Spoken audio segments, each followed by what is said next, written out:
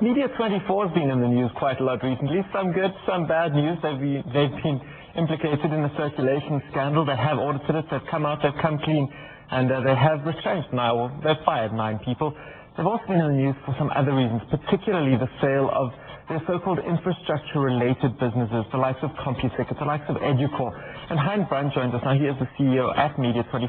Hein, why the move out of these businesses? Yes, thank you for inviting me. Yes, I think traditionally our retail-related assets come from an old model, an outdated model where people thought that you have to have vertically integrated businesses, especially on the book side. It was quite popular 30, 40 years ago to own publishers and to own retail outlets. And I think at least 2, probably 3 of our businesses that we sold in the last 18 months were exactly that. They used to be part of a vertically integrated business.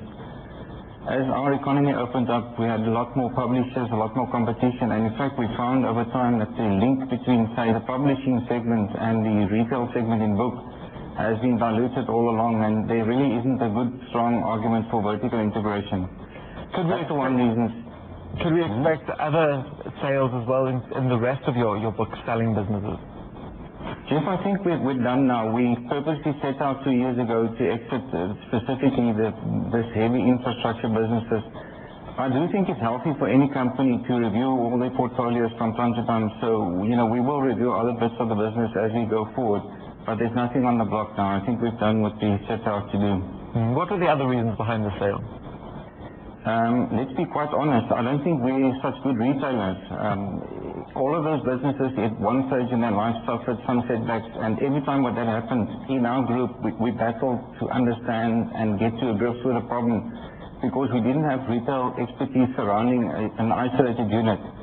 I'm happy to say that all the retail businesses were trading quite profitably by the time that we exited, but it's a risk for a corporate like ourselves that focuses on content creation and fast-moving media products. So having one corner of the business tucked away, a retail business which can from time to time run aground. So it was a risk management exercise partly as well. Part of your background as within your career has been as the head of one of those businesses, one of the retail chains. How different are the 2 aspects of it? In our group, we find very little overlap between that and the rest of our group. We always manage to share infrastructure, you've got IT platforms and the like, but very few executives move between them, so you don't get this osmosis, natural interaction. We find that people move easily between newspapers and magazines and the internet and book publishing per se, but the rest of the business is quite isolated. We were also quite disappointed with the actual lack of integration possible between the book publishers and Educor. We have been book publishers for decades in South Africa, educational book publishers, and we thought it would be a natural fit to extend that towards educational services per se. But to be honest, it was difficult to establish those synergies.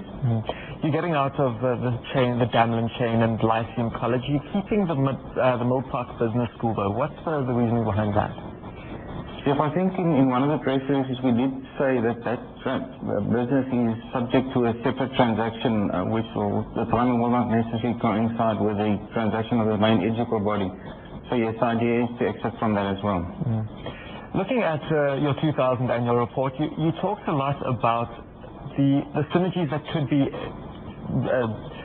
gained from taking the move into the internet space, particularly around education, because the view was that education was going to be the big use of the internet. That obviously hasn't really panned out according to plan. Is that still on the cards at all? I think we'll honor the exit, for the benefit of the purchaser. So we will not be active on the internet education at all. But we managed to find in Educor, in one part of the business, which is distance education, we made quite a lot of progress on the model of multiple servings, as it were. So you had an element of contact education, an element of old-fashioned post office education, but a huge element, and growing rapidly, of interaction with your students using web-based applications. So for that genre or for that field, I think there's a future for internet being a big enabler on education. As part of this transaction, though, we will honor the non-competes and of course we're selling the brand names, so it will be up to the new owner to extend that. It is interesting, though, at the point in 2000, the revenues generated by the internet and by the education businesses were roughly comparable, but now not anywhere near the same. Yes, you of course talking at a national level where it's completely opened up, where the internet businesses have just grown tremendously and completely left behind education. What is the strategy going forward? Because you have seen in Media 24 a return almost, if you will, to the portal structure of the websites, the 24.com with the subsidiary or the satellite websites around that. What's the strategy going forward? Yes, this is still an unbelievably fast-moving area. I think we're one of the leaders of this in South Africa, but even us, we go into a review of this at least every 2 months. So we oscillate. Sometimes we move more to a portal idea. Sometimes we sort of generate more independent user-generated type of content, and sometimes we veer closer to the offline brands. I think what is emerging at the moment is that we will retain a lot of the online activities aligned to offline brands, but I think we will give our internet offerings a little bit more elbow room, a little bit more scope to be even more predatory and independent.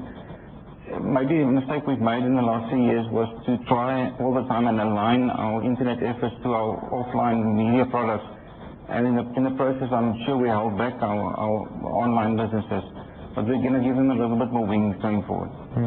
What is the view of the offline businesses, as you call it, the print and the magazines and the newspapers, divisions of Media 24? Obviously, they make a lot of money at the moment, but sales globally seem to be declining, and media itself seems to be changing fundamentally.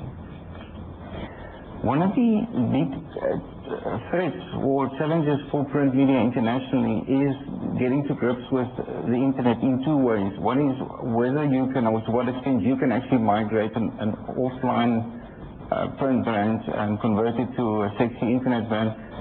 So that's more sort of on a positive what you can do, but also, we have seen declines in some of the mature markets in the advertising spend flowing to print media. So all over the world, print media companies are rapidly adjusting to that and restructuring and re-engineering their businesses to face up to the new challenges. I think because of the lack of broadband penetration in South Africa, we do have one benefit, and that is there's a bit of a time delay. We argue quite a lot in the company whether it's a 3-year or 5-year or an 8-year delay, but there is a measure of delay. So the challenge for a company like Media 24, and I suppose our South African competitors, is to go and see what the international benchmarks are doing, how they're responding to this challenge, and to adjust accordingly. So whereas our family members, MWeb, is obviously very upset about Telkom and the lack of a rollout in the broadband, to be honest, I think it's giving us a bit of a window of an opportunity to adjust our models. You've been in the news recently, particularly around circulation problems. Have those all been solved now? Are you confident that no more skeletons are in the Media 24 circulation closet? Chief, in hindsight, what we did was a very a good thing. We brought in what we consider, what we hear is the crack team in South Africa to unravel these sort of mysteries. It's a forensic team from a well-known firm of attorneys. And I think they are confident that they've cracked the extent of it and that they've fingered everybody that needs to be disciplined and that it was isolated. What they also did, which was important for us, is to identify what they call trigger events so that they can know when it started and to the extent that we can understand it, why it started. So, and then they did some backtesting for periods before that. So I'm quite comfortable that we are suitably covered now. Of course, the ABC is currently doing their follow-up audit, and they look at things from a different angle. We never know what we might still find, but I'm confident that we've gotten to the bottom of the problem. We're also virtually closing the disciplinary processes, so I think we can put this thing to bed soon. And just to close off with very quickly, are we likely to see any other skeletons come out of any other closets, do you think? Is this a broader problem? No, initially it was a problem for us not knowing the extent of this, but I'm comfortable now that it was isolated. Hein is the CEO of Media 24. Don't go anywhere, because up next we've got the CEO of BSI, William Battershill, in the studio with us. He's going to be chatting about the company that listed today.